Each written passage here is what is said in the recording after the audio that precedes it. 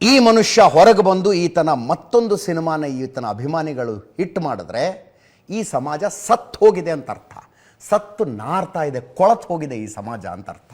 ಸಮಾಜದ ಆತ್ಮಸಾಕ್ಷಿ ಕೊಳತು ಹೋಗಿದೆ ಅಂತ ಅರ್ಥ. ಹೆಂಡ್ತಿನ ಬಡದ ಹೊರಗೆ ಬಂದ ಸಿನಿಮಾ ಮಾಡ್ತಾನೆ. ಅಲ್ಲಿ ಏನೋ ಬಾರ್ನಲ್ಲಿ ವೇಟ್ರ್ಗಳನ್ನು ಬಡದ.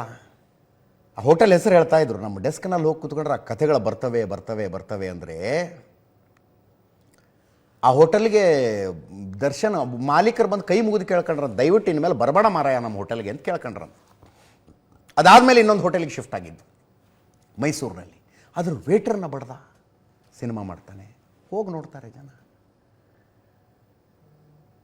ಆಯಿತು, ಕಲೆನೇ ಬೇರೆ ಪರ್ಸ್ನಲ್ ಲೈಫೇ ಬೇರೆ ಅನ್ನುವ ಮ್ಯಾಚುರಿಟಿ ಇವರಿಗಿದೆ. ಅಂದರೆ ನಾವು ಸಿನಿಮಾ ನೋಡ್ತೀವಿ ಸರ್, ಇದರಲ್ಲಿ ಏನು ಮಾಡಿದ್ದಾನೆ ಒದ್ದು ಒಳಗೆ ಹಾಕಲಿ, ಅದರಲ್ಲೇ ನಾವ್ಯಾಕೆ ಸಮರ್ಥನೆ ಮಾಡಿಕೊಳ್ಳೋಣ ಅಂತ ಹೇಳಿ ನೋಡೋಣ.